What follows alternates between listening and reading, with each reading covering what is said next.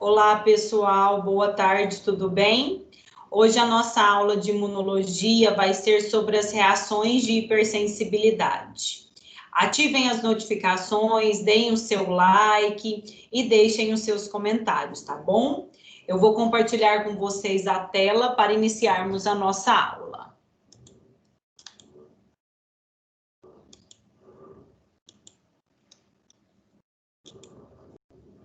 Bom, então as reações de hipersensibilidade, elas são reações exageradas do sistema imune frente a antígenos ambientais inofensivos.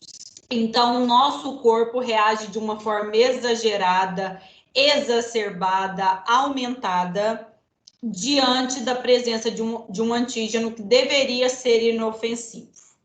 Essas reações também são conhecidas como reações alérgicas, e os alérgenos, eles são antígenos ambientais que causam as reações de hipersensibilidade. Então, as reações de hipersensibilidade existem 4 tipos. A tipo 1 ou imediata, a tipo 2, a tipo 3 ou doença por complexo imune, e a tipo 4 ou reações mediadas por células. E hoje nós veremos cada um desses tipos de reações de hipersensibilidade. Então, a reação de hipersensibilidade do tipo 1 ou imediata, ela recebe esse nome imediata porque ela ocorre imediatamente após a exposição ao antígeno. E essa reação, ela é caracterizada pela ligação do antígeno ao anticorpo da classe IgE, que está na superfície de mastócitos. Com essa ligação, vai acontecer a liberação de mediadores pró-inflamatórios, geralmente a histamina. E essa reação tipo 1, ela geralmente é causada por antígenos inalados. E os sintomas dessa reação são bem variados, podendo variar desde coriza até dificuldades respiratórias e morte por asfixia. Então, a reação de hipersensibilidade tipo 1, essa célula amarela é o mastócito. Na sua superfície, aqui no formato de Y, tem o anticorpo da classe IgE. O alérgeno, quando inalado, vai se ligar ao anticorpo IgE da superfície de mastócitos e com essa ligação terá liberação de histamina, que é um mediador pró-inflamatório, resultando então nos sintomas da alergia. Então, os mastócitos são células da imunidade inata, que nós já vimos na nossa aula, que residem nos tecidos epiteliais e de mucosa que revestem a superfície do organismo. E essas células exercem várias funções, como manter a integridade dos tecidos onde residem, alertar o sistema imune de um trauma local e de infecção, e facilitar o reparo do dano causado pela infecção ou pelo ferimento. Essas células, né, os mastócitos, eles estão presentes em todos os tecidos vascularizados, exceto os tecidos do sistema nervoso central e a retina. Então, com a liberação da histamina, nós vimos na aula de inflamação que a histamina, ela pode provocar, né, o aumento da permeabilidade vascular, caracterizado, né, sendo um evento característico da inflamação. Pode levar à contração das células do músculo liso e à constricção das vias aéreas, o aumento de secreção do muco e os sintomas como espirro, tosse, vômito e diarreia.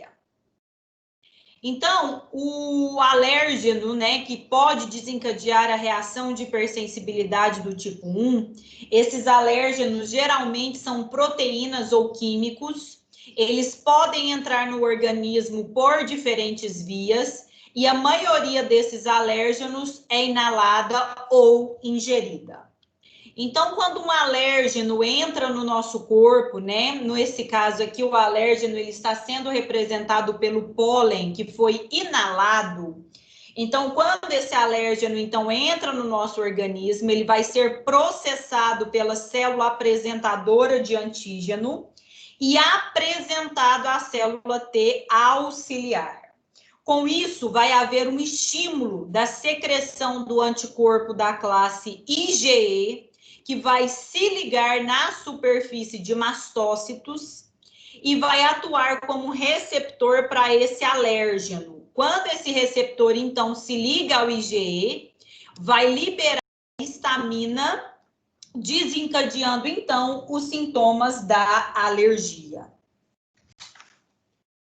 A reação de hipersensibilidade do tipo 1, né, ela pode ser imediata, que é o que eu falei para vocês, que ela acontece imediatamente após, né, a entrada do alérgeno, e geralmente essa reação dura até 30 minutos, e ela é caracterizada pela presença da reação inflamatória com pápula e eritema, tá?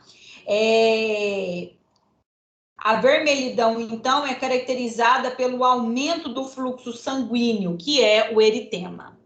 Mas a reação de hipersensibilidade também pode ser caracterizada por uma reação tardia, que ocorre entre 6 e 8 horas após o contato com o alérgeno e que o inchaço, o edema, será mais disperso. Como consequência da reação de hipersensibilidade do tipo 1, pode haver anafilaxia sistêmica, em que o alérgeno presente na corrente sanguínea vai causar uma ativação disseminada dos mastócitos, e com isso vai ter um aumento da permeabilidade vascular, uma constricção difundida do músculo liso, uma queda drástica da pressão arterial e asfixia devido à vasoconstricção das vias aéreas e edema da epiglote.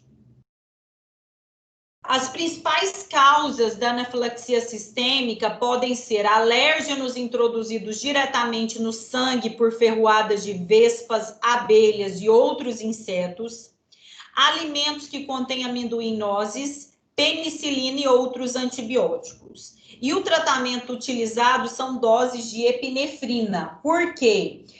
A epinefrina ela vai reduzir a permeabilidade e vai impedir a perda do fluido do sangue, diminuindo, então, o edema e aumentando a pressão sanguínea. Existem diversos alérgenos, né, que podem causar diferentes sintomas naquele indivíduo. Então, a anafilaxia sistêmica, ela geralmente é causada por alérgenos como drogas, soros, venenos. A via de entrada dela é a via intravenosa, e como resposta ocorre o edema, a vasodilatação, a oclusão da traqueia, o colapso circulatório e pode culminar na morte do indivíduo. A urticária aguda, que é causada por picada de insetos e a via de entrada é a subcutânea, pode aumentar o fluxo sanguíneo no local e a permeabilidade vascular, causando, então, prurido e eritema, né? Então, o eritema, que é a vermelhidão, naquele local onde houve a picada do inseto, é decorrente do aumento do fluxo sanguíneo naquele local. A rinite alérgica, que pode ser causada por pólen, fezes de ácaro, e a via de entrada é inalada, podendo culminar com edema e irritação da mucosa nasal. A asma alérgica, causada por pelos e epitélio, pólen, fezes de ácaro. Também esse alérgeno ele é inalado, pode resultar numa constrição brônquica, aumento da produção de muco e inflamação das vias aéreas. E a alergia alimentar, que ela pode ser causada por frutos do mar, leite, ovos e trigo. A via de entrada é oral e pode resultar em vômito, diarreia, prurido, urticária e anafilaxia. Então, o vômito e a diarreia, sintomas, né, causados pela alergia alimentar, são mecanismos que o nosso corpo fazem, né, na tentativa de eliminar aquele alérgeno. Então, para que aquele alérgeno seja eliminado do nosso corpo e não cause danos maiores, então acontece o vômito e a diarreia. Então, o alimento que vai ser o alérgeno nesse caso. Ele vai passar através da parede epitelial do intestino e vai se ligar ao IgE dos mastócitos da mucosa, associados ao trato gastrointestinal. Com isso, vai haver uma degranulação dos mastócitos, liberando a histamina, desencadeando, então, na contração, né, do músculo liso da parede estomacal, produzindo vômito, e no intestino vai produzir, então, a diarreia. Existem três principais estratégias para tratar as reações alérgicas. A primeira é a prevenção, e como o próprio nome diz, vai prevenir, vai evitar que o indivíduo entre em contato com o alérgeno, tá? Então, aquele ambiente é modificado, o comportamento do paciente é modificado para evitar que ele entre em contato com o alérgeno.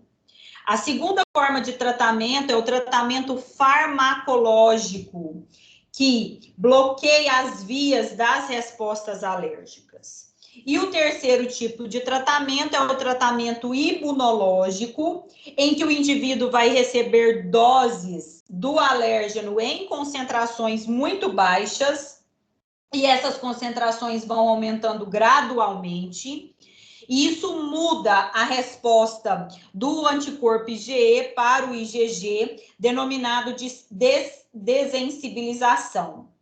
Então, previne a produção do IgE alérgeno específico. Então, existem essas três estratégias para evitar, né, para tratar as reações alérgicas: a prevenção, o farmacológico e o imunológico.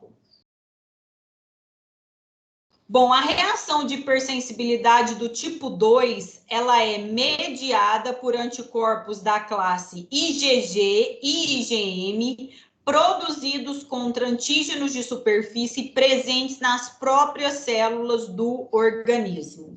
Então, pode haver danos às células e tecidos do próprio corpo. Então, o anticorpo da classe IgG, ele vai atuar contra antígeno de superfície das próprias células daquele organismo. Isso vai acontecer, por exemplo, na doença hemolítica do recém-nascido. Então, em que a mulher, ela é RH negativa, o parceiro dela, o pai da criança, é RH positivo, e a primeira criança é RH positiva. No momento do parto, essa primeira criança sensibiliza a mãe, e a mãe passa a produzir anticorpos anti-RH, anticorpos da classe IgG. O primeiro filho nasce e não tem nenhum problema. Quando essa mulher engravida novamente e esse segundo filho é RH positivo, os anticorpos da classe IgG anti-RH da mãe atravessam a placenta e destroem as hemácias daquela criança. Então, aquele anticorpo IgG vai reagir contra as próprias células sanguíneas daquele indivíduo, podendo levar essa criança à morte.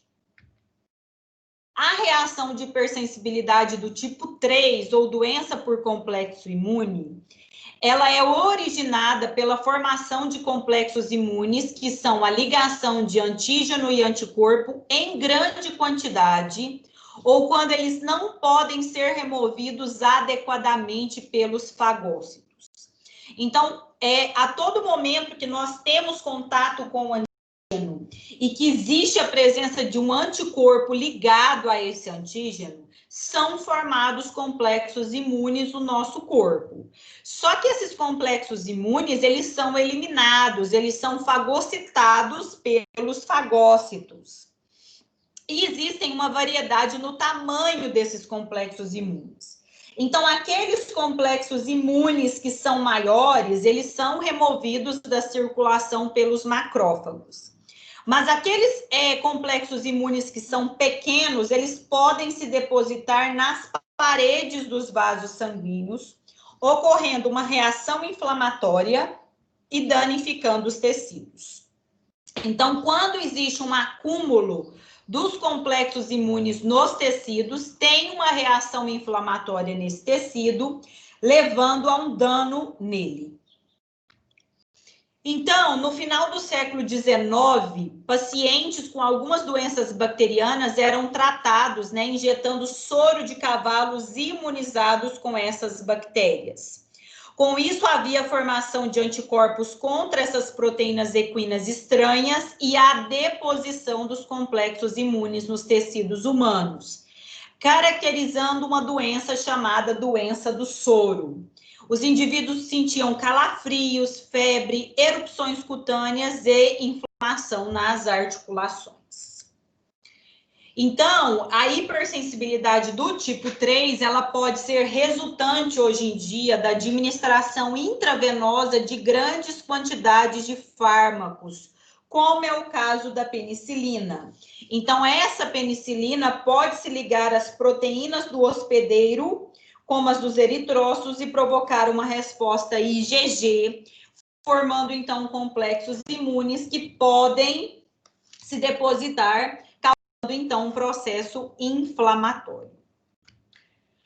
Existem 3 tipos, né, característicos das reações de hipersensibilidade do tipo 3, que são a infecção persistente. Então, quando o indivíduo ele tem contato com diversos antígenos frequentemente, então, na presença do antígeno, né, o anticorpo presente ali, ele se liga a esse antígeno, forma, então, esse complexo imune e, em excesso, ele se deposita nos tecidos, podendo causar um processo inflamatório.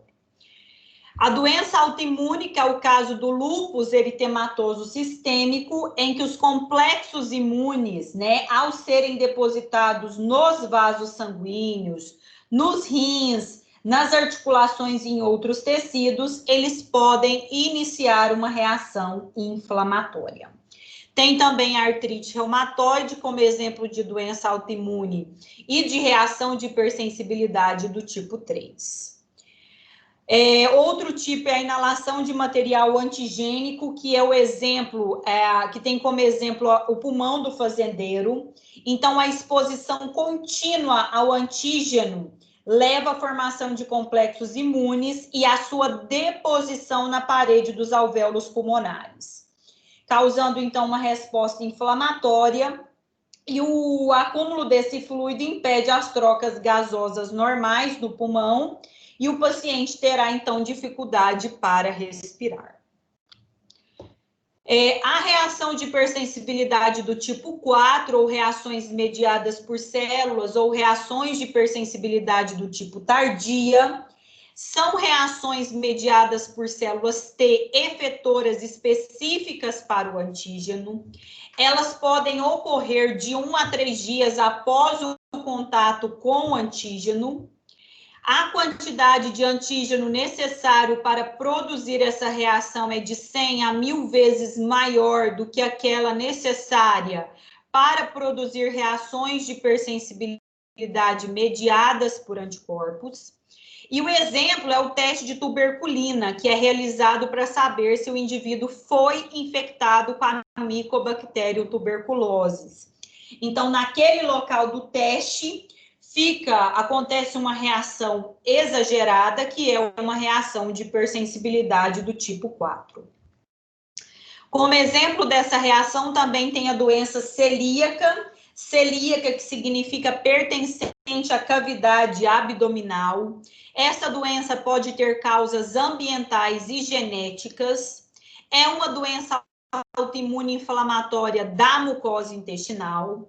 Ela é causada por uma resposta imune às proteínas do glúten da farinha de trigo ou a proteínas relacionadas à cevada e ao centeio.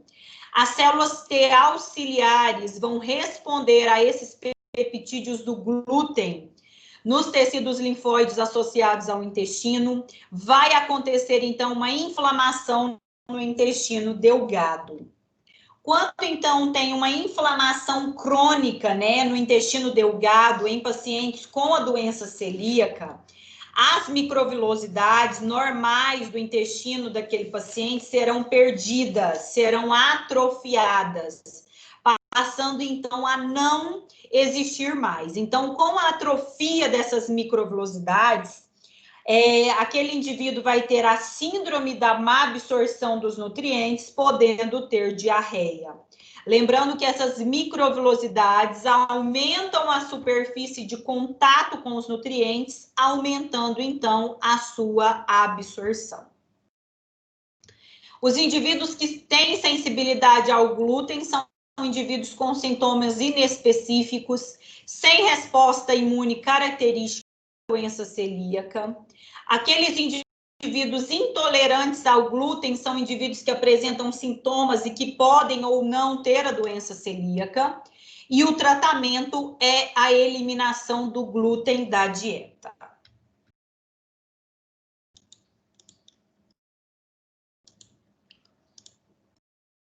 Bom, pessoal, então, hoje a nossa aula sobre reações de hipersensibilidade foi ministrada para vocês. Espero que vocês tenham gostado.